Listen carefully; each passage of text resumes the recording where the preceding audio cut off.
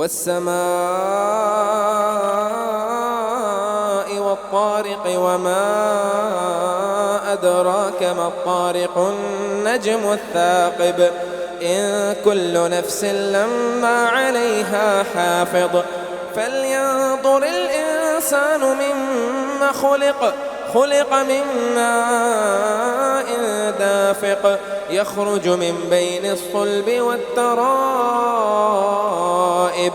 إنه على رجعه لقادر يوم تبلى السرائر فما له من قوة ولا ناصر